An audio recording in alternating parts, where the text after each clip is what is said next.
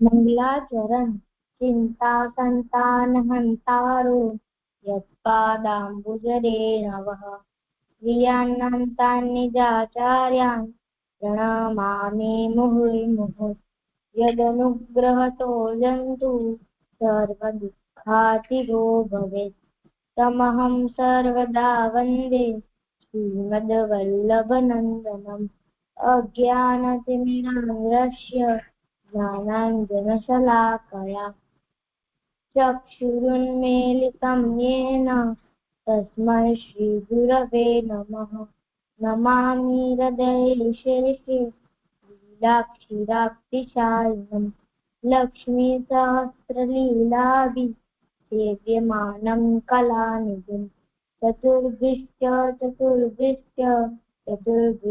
त्रिभिस्तथा षड्भिर्विराजिते योऽसौ पंचधारदये मम। મંગલાચરણમાં બે ત્રણ ભૂલ છે, તારીખ સુધારવાનો પ્રયાસ કરજે. એક તો લક્ષ્મી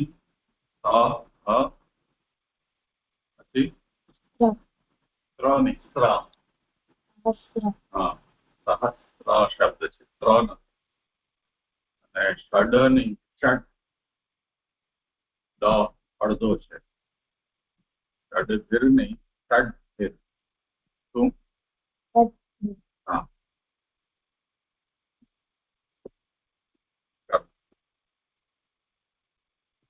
પનઘટનું કીર્તન ઠાડોળી લીખો યમુના ઘાટ ઠાડોળી દેખો જો આ કીર્તનની ઉઠાણ છે ને, દેખો હી યમુના ઘાટ ઠાડો દેખો હી ત્યાંથી એની શરૂઆત देखो ही यमुना घाट ठाड़ो यमुना घाट देखो ही यमुना ઠાડો દેખો યમુના ઘાટ भयो घर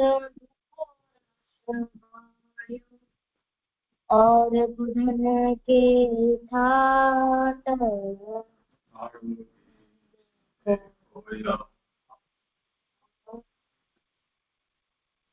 जात पात कुलन पूर्ण है चले जाओ की न बात ठाड़ोई देखो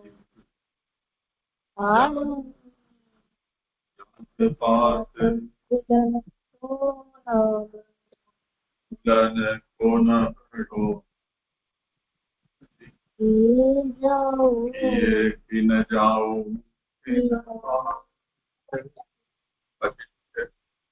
परमानंद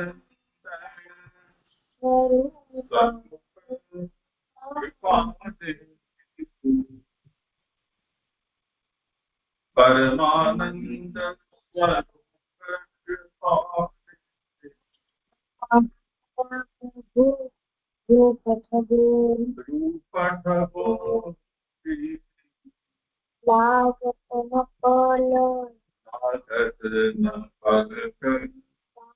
कपाट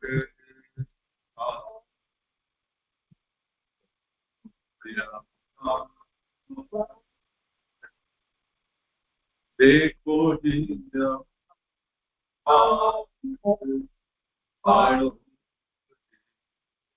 देखो यमुना શું કરવાનું છે? પ્રસંગ કોણ કરશે? હું દંડવત પ્રણામ જઈશું. રામદાસ સારસ્વત નો બીજો પ્રસંગ, गोपालदास नो बीजो प्रसंग। सो कितने एक दिन पाछे गोपालदास की देह अशक्त भई, तब भगवत नाम को उच्चार करते तब श्री मदन मोहन जी आप हुंकारू देते ऐसी कृपा करते। ऐसे करत रात्रि को गोपालदास को नींद आवती फेरी चौकी के विरह में पुकारते। श्री मदन मोहन जी तब मंदिर सो श्री ठाकुर जी कहते, क्यों पुकारत हो, मैं तो तेरे निकट हूँ। तब गोपालदास कहते, महाराज आप क्यों जागत हो, मेरो तो पुकारी वे को स्वभाव पर्यो है। तब मदन मोहन जी कहते, मोसो तेरो विरह सहयो नहीं जात, ताते तेरो समाधान करत हो। या प्रकार गोपालदास मंदिर को अरु चौक को ताला लगाई चौखटी पर माथो धरी के एक वस्त्र बिछाई विरह में परे रहते। शरीर के सुख की खबरी ही नहीं रहती। ताते विरह के कीर्तन बहुत गाए हैं। और श्री आचार्य जी के ग्रंथ सुबोधिनी निबंध, श्री गोसाई जी के रहस्य ग्रंथ सो सब गोपालदास अनुसार में देखियो करते। समय पर भगवत सेवा करते, व्यापार वाणिज लौकिक वैदिक सर्व त्याग करी लीला रस में मगन रहते। सो श्री गोसाई जी गोपालदास ऊपर बहुत प्रसन्न रहते। कहते, जो सेठ पुरुषोत्तम दास को परिवार ऐसो ही चाहिए। विरह की दशा अनिवर्चनीय है। ताते गोपालदास की वार्ता को विस्तार नहीं किए। सेठ पुरुषोत्तम दास के परिवार सहित वार्ता एक या प्रकार वैष्णव 11 भय, परंतु परिवार सहित वार्ता एक गिनवे ते वैष्णव 6 भय। जी થઈ ગયો। આમાંથી આપણે એ શીખ મળે છે કે આપણે પ્રભુએ દેહ સેવા કરવા આપ્યું છે, તો આપણે સેવા કરવી જ સંભવ ન હોય તો શ્રવણ કીર્તન સ્મરણ તો કરવું જોઈએ।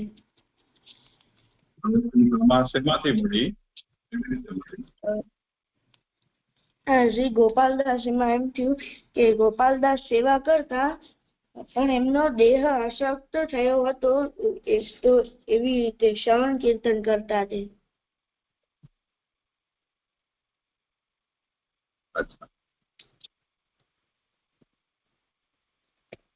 और कोई शब्द?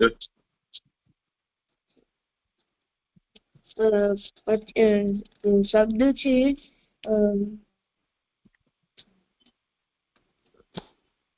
મદન મોહનજી, જેમને મદન એટલે કામદેવ અને મોહન એટલે મોહિત થવું, જેમને જોઈને કામદેવ પણ મોહિત થઈ જાય એમને મદન મોહનજી કહેવાય।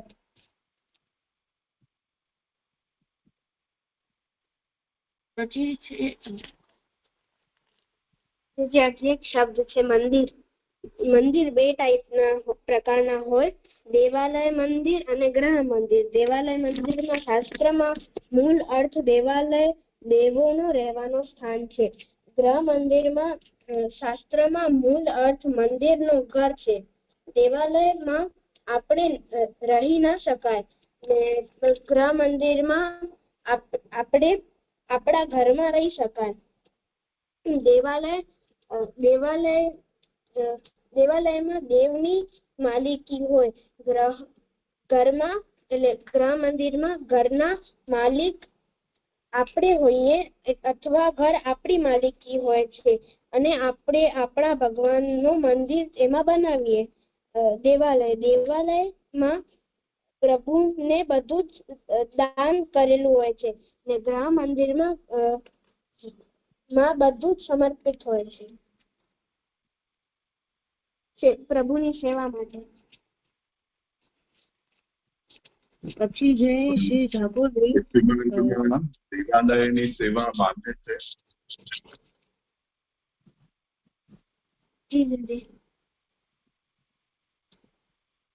પુષ્ટિ માર્ગમાં દેવાલયની સેવા કરી શકાય?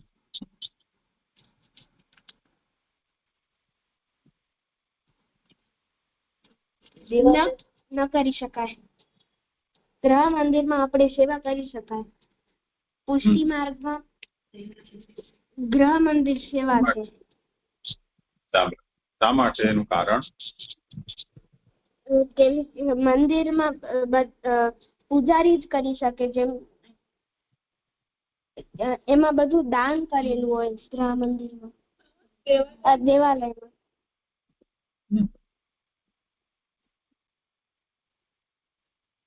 જો સેવા જે છે એ આપણે સેવક છીએ, પ્રભુ આપણા સ્વામી છે, આપણે પ્રભુની સેવા કરીએ, એમાં જો આપણે પ્રભુના જ ઘરમાં પ્રભુની જ માલિકીની વસ્તુથી પ્રભુની જો સેવા કરતા હોઈએ તો એ સેવા શું થઈ? આપણું તો કંઈ ખર્ચાયું જ નહીં, તો સેવા ન થઈ ને. બીજું, દેવાલયમાં આપણું કંઈ જ નથી, એટલે આપણું જે બ્રહ્મ સંબંધ છે એ નકામું ગયું. બ્રહ્મ સંબંધમાં આપણે શું કીધું હતું? હું મારું ઘર, મારો પરિવાર, મારો દેહ, મારી બધી સંપત્તિ, એ બધી જ નું હું આપની સેવામાં સમર્પણ કરું છું. હવે દેવાલયની અંદર રહી તો શકાય નહીં. દેવાલય આપણું ઘર નથી. દેવાલય એ દેવની માલિકીનું છે, પોતાનું દેવનું. દેવાલયમાં જે વસ્તુ છે જેનાથી સેવા પૂજા થાય એ બધી વસ્તુનો પણ માલિક દેવ પોતે છે. દેવાલયમાં જે પૂજારી છે એ પૂજારીને પૂજા કરવાની દક્ષિણા પણ દેવાલય આપે છે, એટલે કે દેવ જ આપે છે કે તું મારી નોકરી કર લે, એના રૂપિયા છૂટો. તો આમાં સેવા તો થઈ જ નહીં. આપણે જે કર્યું તે બધું દેવનું દેવના કાર્યમાં ઉપયોગમાં લાવ્યા. એટલે દેવાલય જે છે એ ભક્તિ માર્ગનો પ્રકાર નથી. પુષ્ટિ માર્ગ સાથે દેવાલયની સેવાનો કોઈ મેળ નથી. પુષ્ટિ માર્ગમાં ત્યારે જ આપણે પુષ્ટિ માર્ગી રીતે સેવા ગણાય કે આપણું ઘર હોય, એમાં આપણા અલૌકિક માલિક તરીકે પ્રભુને પધરાવ્યા હોય.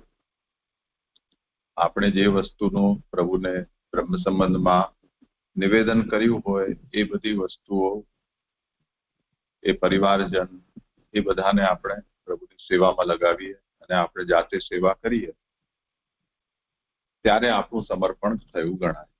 એટલે દેવાલયની જે સેવા છે એ પુષ્ટિ માર્ગમાં માન્ય નથી. સમજાયું? એટલે ખાલી ગ્રહ મંદિરમાં જ ગણાય સેવા.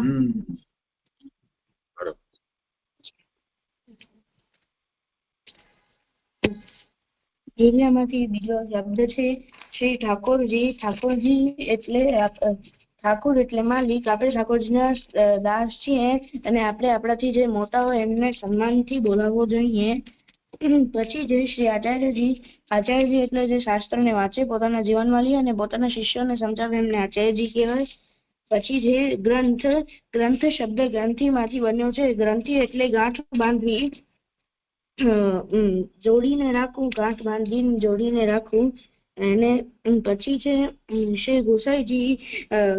ગોસાઈજી મૂળ શબ્દ નથી, મૂળ શબ્દ છે ગોસ્વામીજી.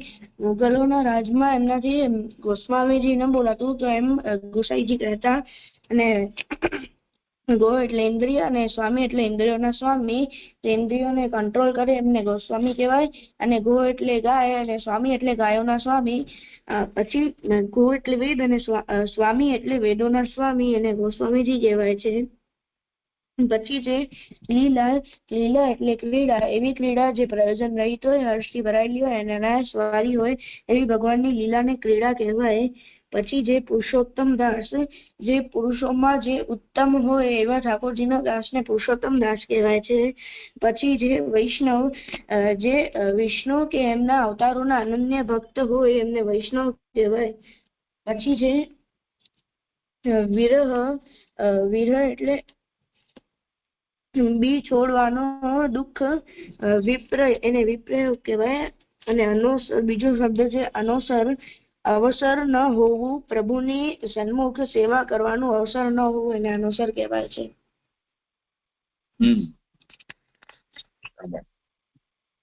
જે મને પ્રશ્ન છે. અચ્છા. જે એટલે આપણે ખાલી જે દેવાલયમાં આપણે જે પૂજારી હોય એટલે એ પોતાની મરજીથી એટલે પોતાના સમર્પણથી ન કરે ને, એટલે દેવ એમને આપે સેવા કરવા માટે દક્ષિણા. એવું જ હોય ને. એ તો કોણ માણસ પોતે આટલો આખો દિવસ ત્યાં રહે તો પછી ખાય છે?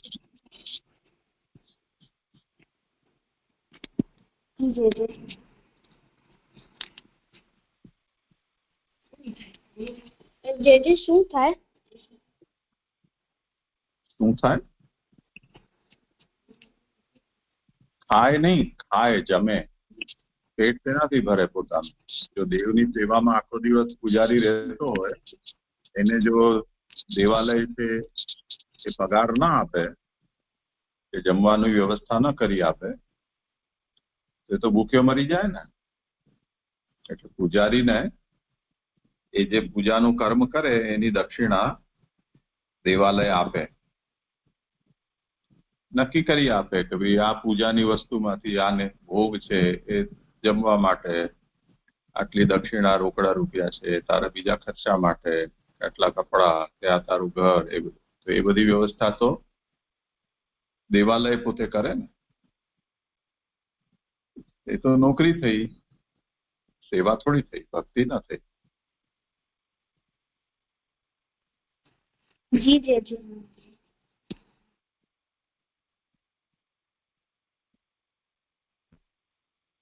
જો હું તમને એક સાદો દાખલો આપું છું. આપણા ભારતમાં જેવી રીતે ભગવત ઠાકોરજીની ભક્તિ છે એને ધંધા તરીકે ન કરી શકાય, કરીએ તો દોષ ગણાય. એવી રીતે આપણું શાસ્ત્ર એમ કે છે કે વિદ્યા આપવી એટલે કે ભણાવવું એ પણ જો નોકરી રીતે કરવામાં આવે તો શાસ્ત્ર વેદને ભણાવનારો જે બ્રાહ્મણ છે એ બ્રાહ્મણ અધમ કક્ષાનો થઈ જાય. એટલે ઉત્તમ બ્રાહ્મણ ન ગણાય જો ફી લઈને એ ભણાવતો હોય તો. એટલે જયારે દ્રોણાચાર્ય બહુ ગરીબીમાં હતા અને એમણે કૌરવોને ત્યાં નોકર તરીકે રહીને એને બધાને ભણાવવા માટેનું સ્વીકાર્યું, એટલે દ્રોણાચાર્યને અધમ બ્રાહ્મણ તરીકે ગણાવ્યા છે. એટલે બ્રાહ્મણ ભણાવે અને શિષ્ય પોતાની ઈચ્છાથી, બ્રાહ્મણ એની પાસે કંઈ માગે નહીં અને પોતાની ઈચ્છાથી શિષ્ય એને ગુરુ દક્ષિણા આપે, એને લાલચ વિના સ્વીકાર કરે તો એ બ્રાહ્મણ ઉત્તમ છે.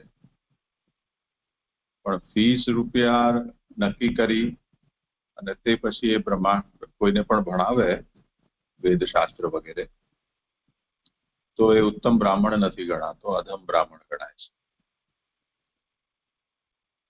એટલે વિદ્યા વેચવાનો વિષય નથી એવું આપણું શાસ્ત્ર માને છે. એ જ પ્રમાણે ભક્તિ જે છે કે ધર્મ જે છે એ વેચી નથી શકાતો કે ખરીદી નથી શકાતો. જો તમે વેચી રહ્યા છો તો એ ભક્તિ નથી. હવે જે બ્રાહ્મણ પૂજારી છે એ જો એમ સમજતો હોય કે હું જે દેવાલયમાં દેવની પૂજા કરી રહ્યો છું દક્ષિણા લઈને, એ હું ભક્તિ કરી રહ્યો છું એવું જો એ માને તો એ પણ દોષી છે. ભક્તિ એ પોતાની રીતે પોતાના દેવની કરે અને પૂજા પોતાની આજીવિકા માટે નોકરી તરીકે કરે તો એકદમ સાફ વાત થઈ ગઈ, એમાં કોઈ દોષ નથી. પૂજારી તરીકે પૂજાની દક્ષિણા લે અને ભક્તિ તરીકે પોતાના ધર્મના પાલન તરીકે એ પોતાના દેવ છે એનું ભજન કરે, તો એમાં કોઈ દોષ નથી. પણ જે પૂજારી તરીકે જે નોકરી કરી રહ્યો છે એને જો પોતાની ભક્તિ માને અથવા પોતાની ભક્તિને પૈસા કમાવાનું સાધન બનાવે તો એ દોષ છે.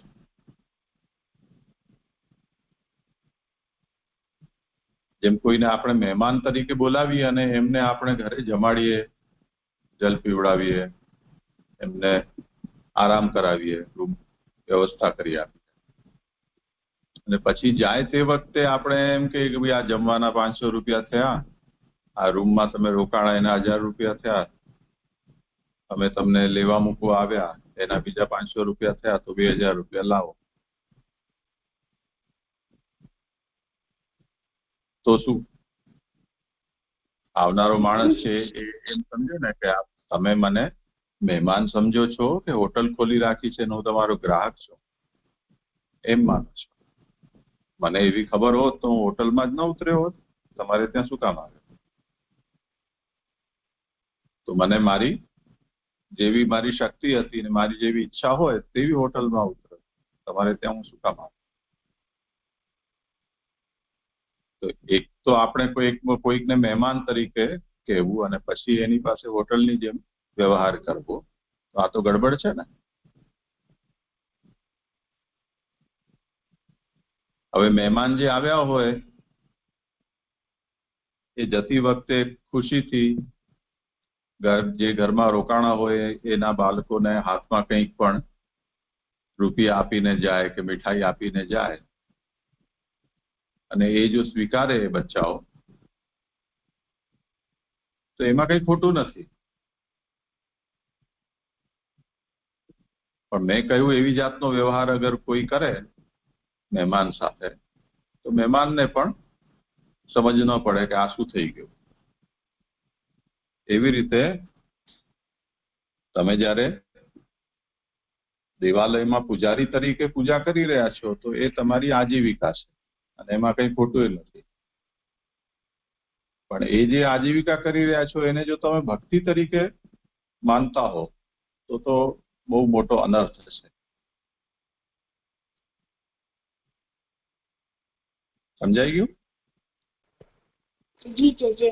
મને એમ સમજાણું કે જે પોતાની આજીવિકાને ભક્તિના રૂપમાં લે છે એ બહુ મોટો અધર્મ છે.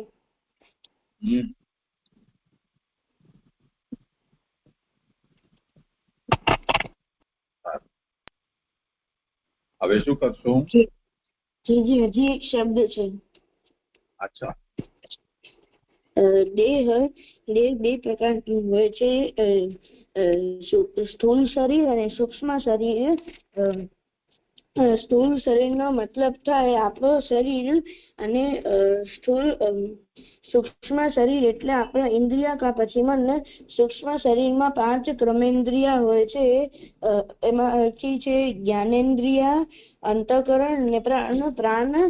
અંતઃકરણને શક્તિ આપે છે. બીજો શબ્દ છે સેવા. સેવા એટલે કે જે સેવ્યને અનુકૂળ થાય, સુખ થાય એવી ક્રીડાને સેવા કહેવાય. જેમ મનુષ્ય અન્ન, જલ, વાયુ વગર નથી રહી શકતો એમ જ વૈષ્ણવ સેવા કર્યા વગર નથી રહી શકતા. ધર્મ સંબંધી વૈષ્ણવ. અને પછી સેવા કોણ કરી શકે? સેવા ક્યાં કરાય? સેવા આપણે આપણા ઘરે કરી શકીએ. સેવા કયા દ્રવ્યથી કરી શકીએ? આપણે આપણા દ્રવ્યથી સેવા કરી શકીએ. કોણ કરી શકે? આત્મનિવેદી કરી શકે. ઠાકોરજીના દર્શન કોણ કરી શકે? આત્મીય વૈષ્ણવ કરી શકે. સેવા કેમ કરી શકે? તનુજા સર્વ સમર્પણથી કરી શકે. શાબાશ.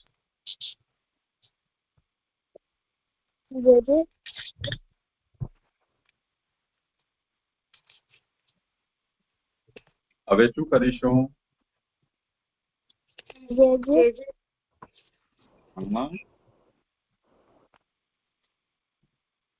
કોણ? વેણુ બોલે.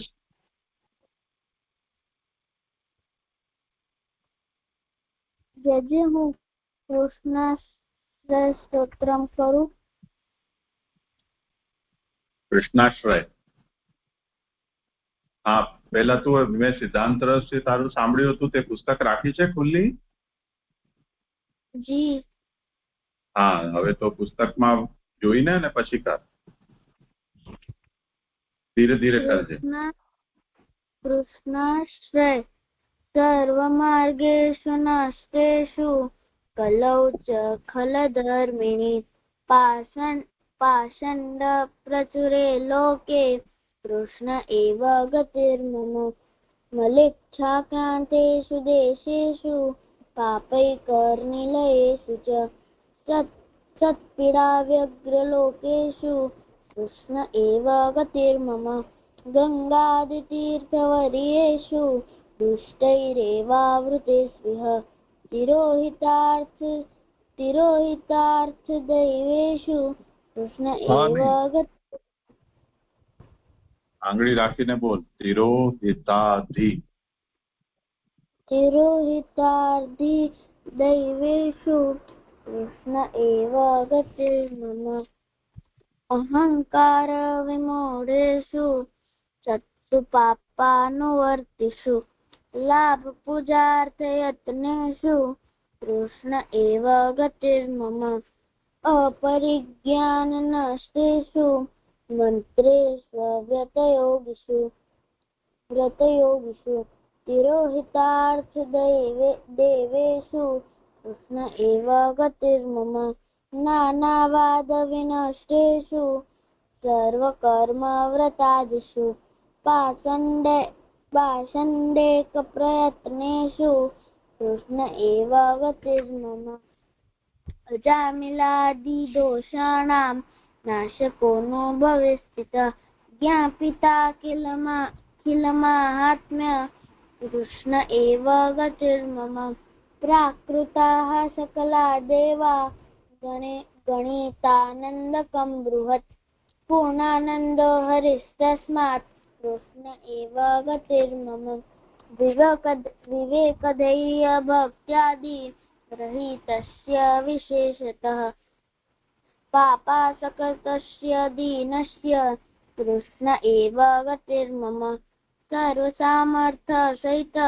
સર્વત્રૈવાખિલાર્થક શરણસ્થ સમુદ્ધારમ કૃષ્ણં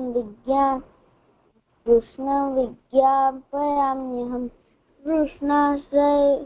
કૃષ્ણાશ્રયવિદં સ્તોત્રમ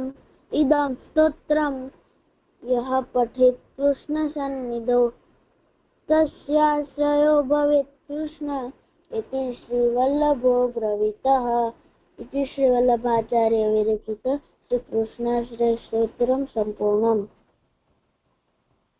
શાબાશ શાબાશ. જો બે ચાર ભૂલ આમાં પણ છે. છેલ્લો જે શબ્દ બોલી વલ્લભો બ્રવી પછી તું શું બોલી?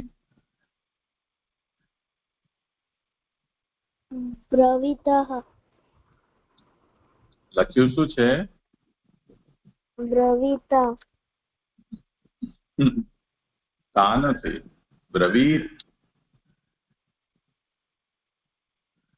શું છે?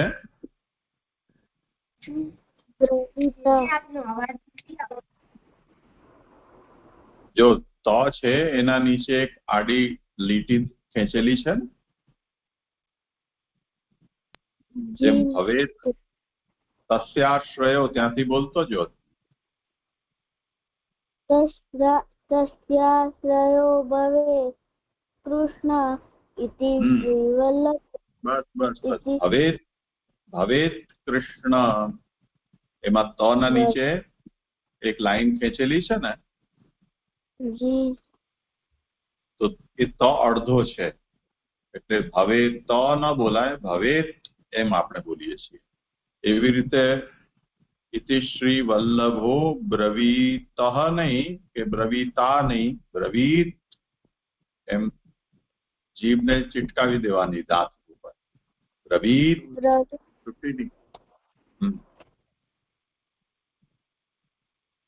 બોલતો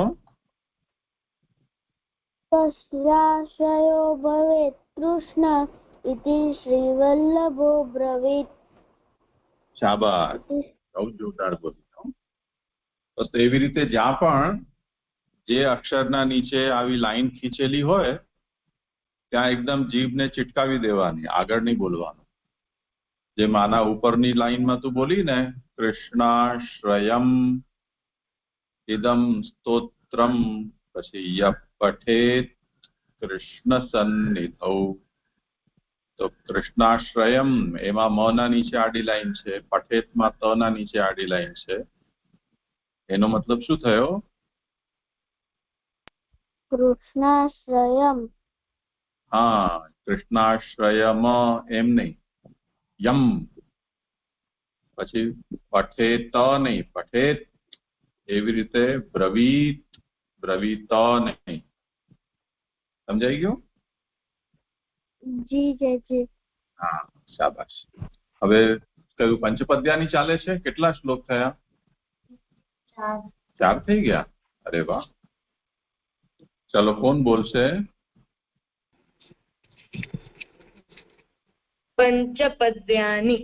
શ્રી કૃષ્ણ રસ વિક્ષિપ્ત, શ્રી કૃષ્ણ રસ વિક્ષિપ્ત માનસારતિ વર્ષિતાઃ અનિર્વૃતા લોકવેદે તે મુખ્યા શ્રવણોત્સુકાઃ. વિક્લિન્ન મનસો યે તુ ભગવત સ્મૃતિ વિહ્વલાઃ અર્થૈકનિષ્ઠાસ્તે ચાપि મધ્યમા શ્રવણોત્સુકાઃ. નિસંશિતદિગ્ધં કૃષ્ણ તવ સર્વભાવેન યે ફરીથી બોલ. નિષિદ્ધં કૃષ્ણ તવ તત્વં ભાવેન સર્વભાવેન યે વિદુ તે તત્વાવેશાત. નહીં. બીજા કોઈને બોલવા દે. આ કદાચ બોલાવ્યું હશે ત્યારે તું હાજર નહીં. નિસંદિગ્ધમ અશુદ્ધ. ની પછી વિસર્ગ છે એનો તો ઉચ્ચાર જ નથી કરી રહ્યો.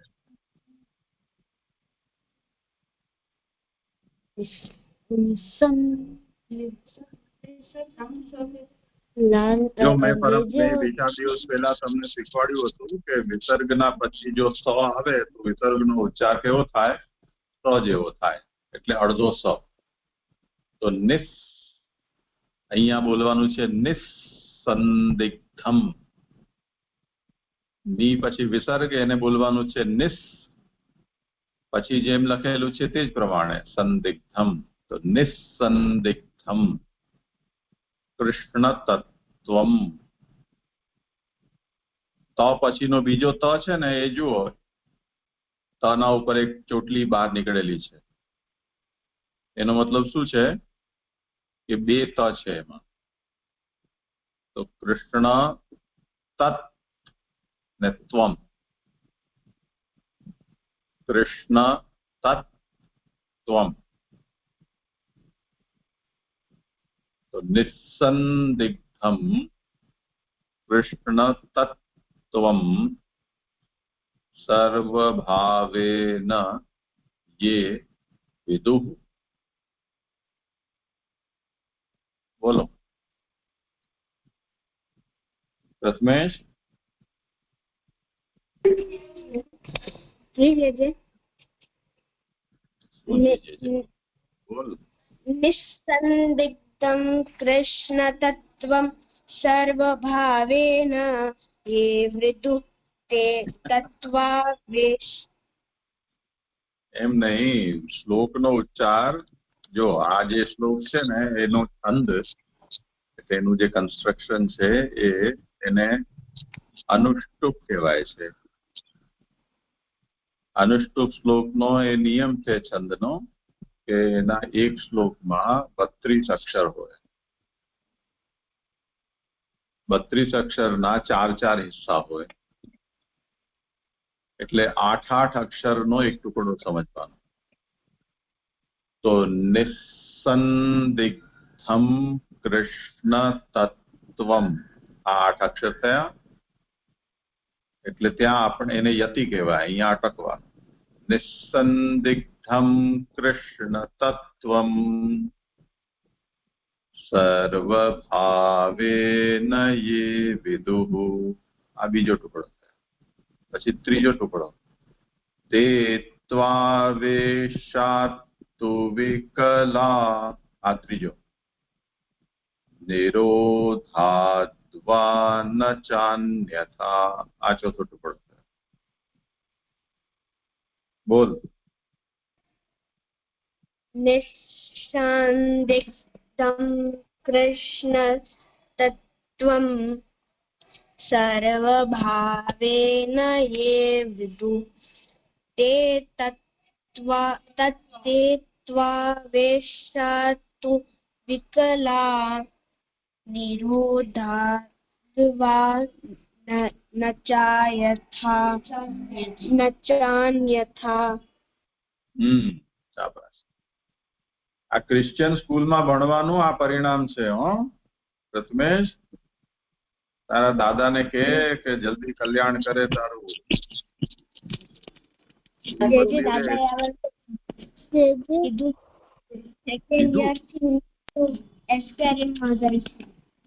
હવે આવી ગયો. સેકન્ડ સેમ ચાલુ થશે ને એટલે ત્યારથી ચાલ્યો જઈશ. બહુ સારું. ચાલો, મને બહુ રાજી થયો. હું ગામ જમાડીશ તો એ ખુશી. શું ગામ જમાડીશ? ના, આગળ શું કરવાનું છે? તો શ્લોક બોલવાનો છે ને. હા. પૂર્ણ ભાવેન પૂર્ણાર્થા કદાચિત ન તુ સર્વદા અન્યાસક્તાસ્તુ યે કેચિદ અધમા પરિકીર્તિતા. શાબાશ. ફરીથી બોલી જાય.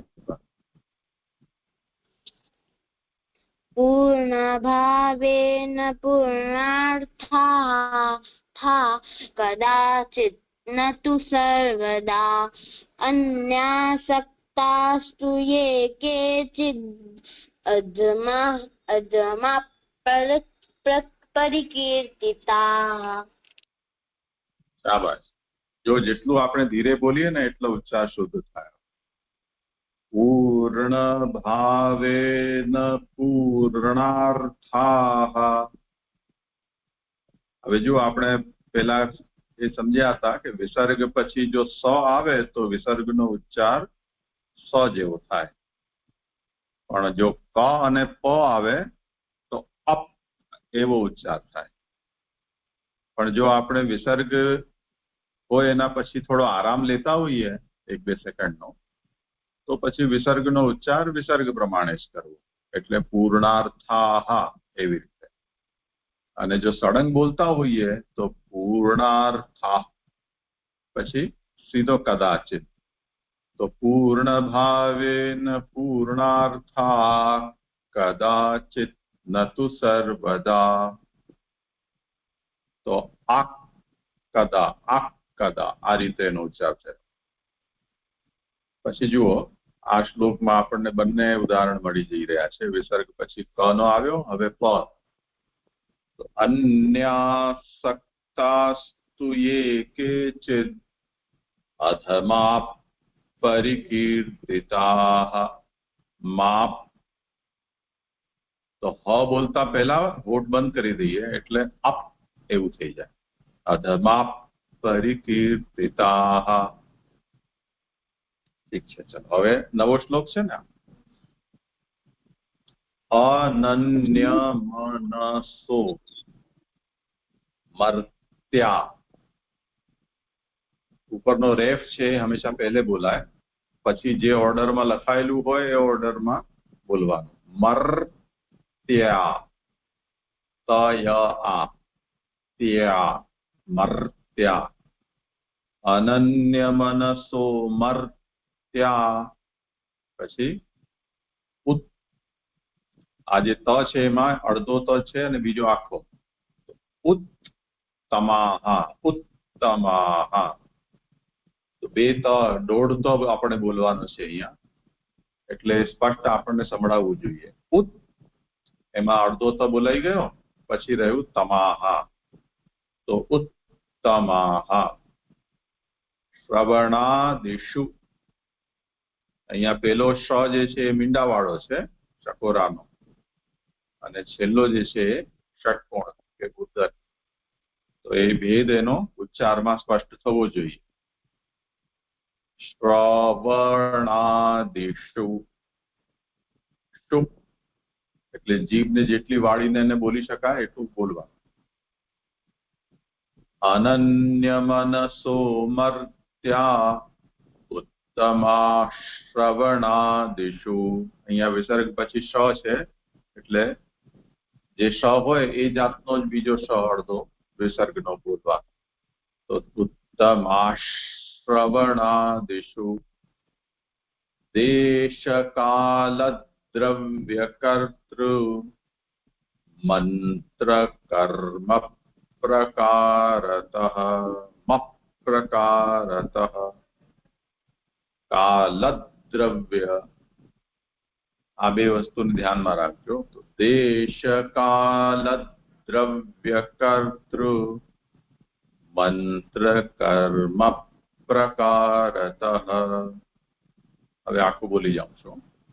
અનન્ય મનસો મર્ત્યા ઉત્તમા શ્રવણાદિષુ દેશકાલ દ્રવ્યકર્તૃ મંત્ર કર્મ પ્રકારતઃ.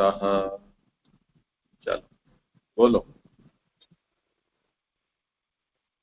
અનન્ય મનસો મર્ત્યા ઉત્તમાઃ શ્રવણાદિષુ દેશકાલદ્રવ્યકર્તૃ મંત્રકર્મ પ્રકારતઃ. અનન્ય મનસો મર્ત્યા ઉત્તમાશ્રવણાદિષુ દેશકાલદ્રવ્યકર્તૃ મંત્રકર્મ પ્રકારતઃ. અનન્ય મનસો મર્ત્યા ઉત્તમા શ્રવણાદિષુ દેશકાલ દ્રવ્યકર્તૃ મંત્ર કર્મ પ્રકારતઃ. અનન્ય મનસો મર્ત્યા ઉત્તમા શ્રવણાદિષુ દેશકાલ દ્રવ્યકર્તૃ મંત્ર કર્મ પ્રકારતઃ.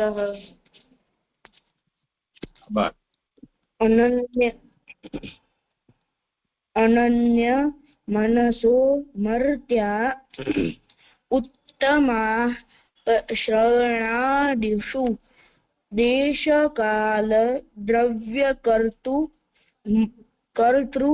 મંત્ર કર્મ પ્રકારતઃ. અનન્ય મનસો મર્ત્યા ઉત્તમા શ્રવણાદિષુ દેશકાલ દ્રવ્યકર્તૃ મંત્ર કર્મ પ્રકારતઃ. અનન્ય મનસો મર્ત્યા ઉત્તમા શ્રવણાદિષુ દેશકાલ દ્રવ્યકર્તૃ મંત્ર કર્મ પ્રકારતઃ. અનન્ય મનસો મર્ત્યા उत्तमा श्रवणादिषु देशकाल द्रव्यकर्तृ मंत्र कर्म प्रकारतः કર્મ अनन्य मनसो मर्त्या उत्तमा श्रवणादिषु देश काल द्रव्य कर्तृ मंत्र कर्म प्रकारतः अनन्य मनसो मर्त्या उत्तमा श्रवणादिषु देश काल द्रव्य कर्तृ मंत्र कर्म प्रकारतः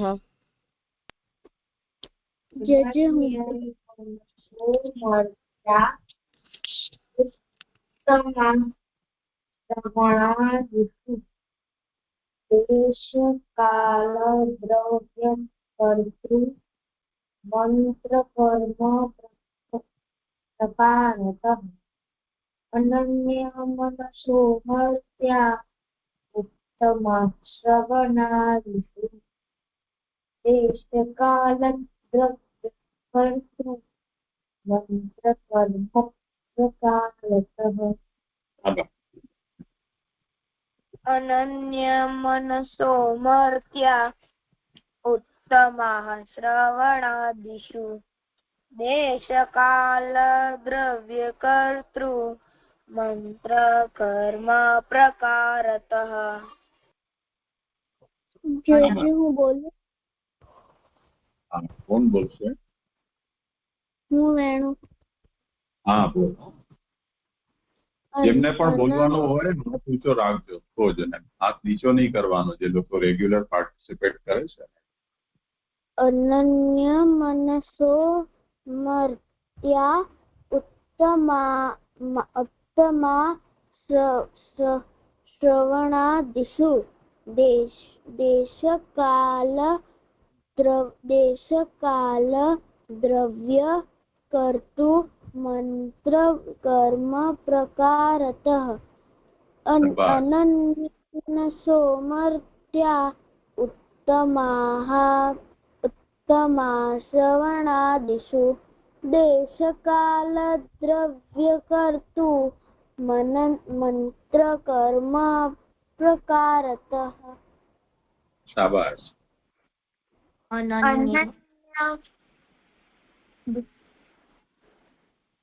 अनन्य मनसो मर्त्या उत्तमा श्रवणादिषु देश काल द्रव्य कर्तृ मंत्र कर्म प्रकारतः આમાં રેફ છોડી દીધો બોલવાનો. કર્તૃ કર્તૃ कर्तृ બોલ.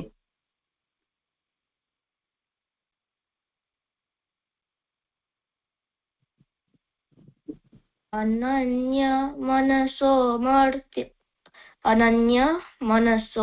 मर्त्या उत्तमाः श्रवणादिषु देश काल द्रव्य कर्तृ मंत्र कर्म प्रकारतः अनन्य मनसो मर्त्या उत्तमा श्रवणादिषु देश काल द्रव्य कर्तृ मंत्र कर्म प्रकारतः